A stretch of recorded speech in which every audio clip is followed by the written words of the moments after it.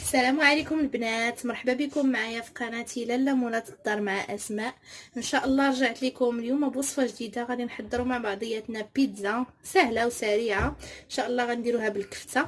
غادي نوريكم المقادير ان شاء الله بالتفصيل وطريقه التحضير. بقاو معايا الى اخر الفيديو. ان شاء الله غادي نحتاجوا صلصه الطماطم. يمكن لكم تستخدموا المعلبه اللي كتباع في كرتونات، او يمكن لكم تاخذوا 3 ديال الحبات وتطحنوهم في المولينكس. غادي نحتاج الكميه من البصله، المهم كميه وفيره لانها هي مجرد انها كتشحر كتدبل. غادي نحتاج الفلفله حتى هي كميه مزيانه، حتى هي كتدبل فاش كنشحروها. وغادي نحتاج واحد الربعه ديال الكفته. بالنسبه للتوابل غادي نحتاج الملح، البزار، شويه ديال السكر، الزعتر واعشاب عطريه مختلفه، وقليل من زيت الزيتون فاش نشحروا هاد المكونات. انا غادي نبدا نشحر ونرجع معكم. خديت مقلاة وضعتها على النار. غادي ندير فيها البصله هي الاولى. اصلا كنشحر كل حاجه بوحديتها، انا نستعن بواحد الملعقه. ندير كميه البصل كلها، هي واخا تشوفوها كثيره تبارك الله راه كتدبل ما تيبقى فيها والو. نحيد هاد التقليبات حيت ما كيذوبوش. وغندير قليل من زيت الزيتون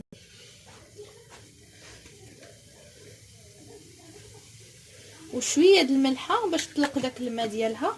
والبزار غادي نخليوه حتى الاخير باش ما يتحرقش. شويه ديال المليحه هكا باش يساعدها انها تطلق داك الماء ديالها.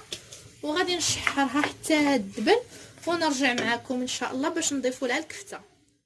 بنات انا رجعت معكم بعد ما هبطات شويه البصله بدات كتعطي داك اللون بني. غادي نضيف الكفته الان. بسم الله.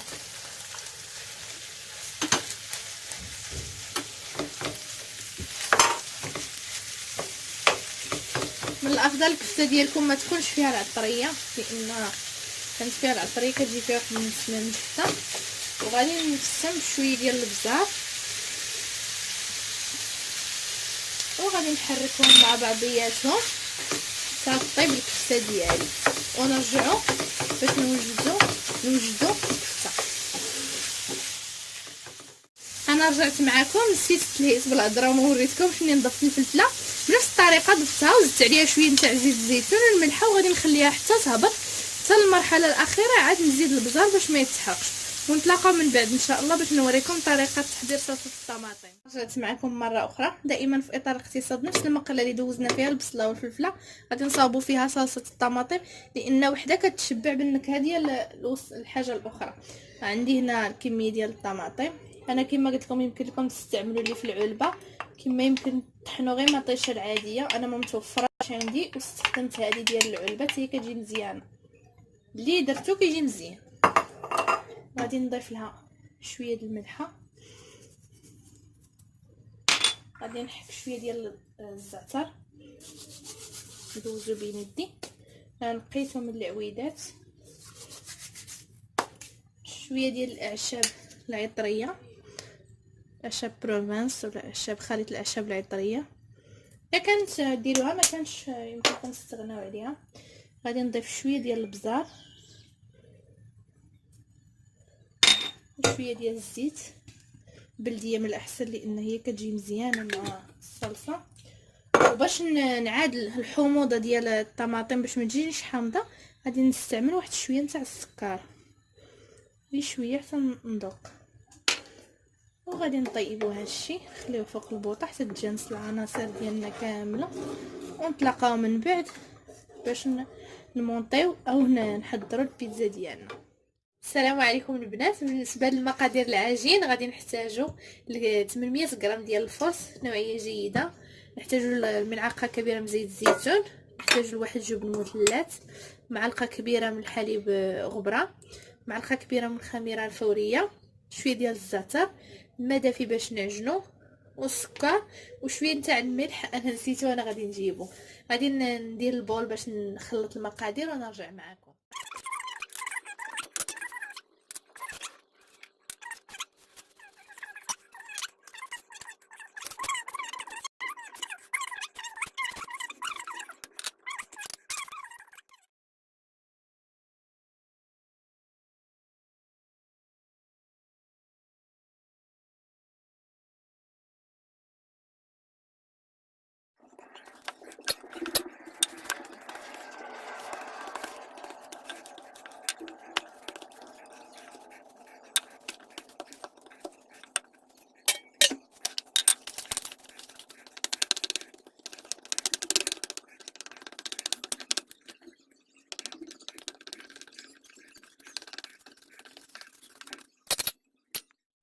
بعد ما طابت العجينه ديالنا نص طيبه غادي نبداو نعمروها.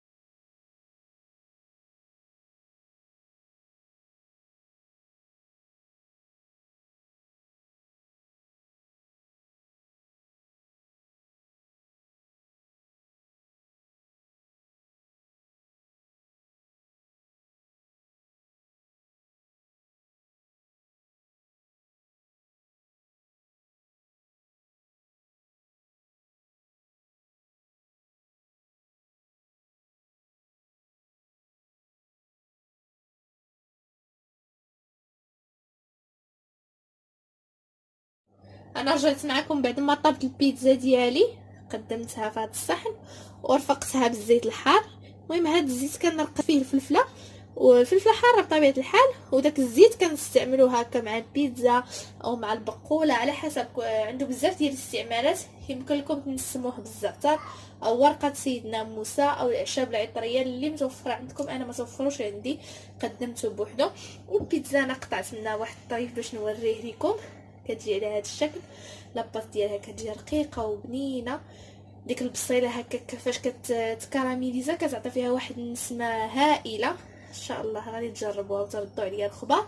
وكالعاده ما تنسونيش بلي لايك والكومونتير ديالكم الزوينين، وحتى الانتقادات البناءه الحمد لله ماشي مشكل. وتفعلوا الجرس وتشتركوا في القناه باش يوصلكم كل جديد، والى الملتقى في وصفه اخرى ان شاء الله.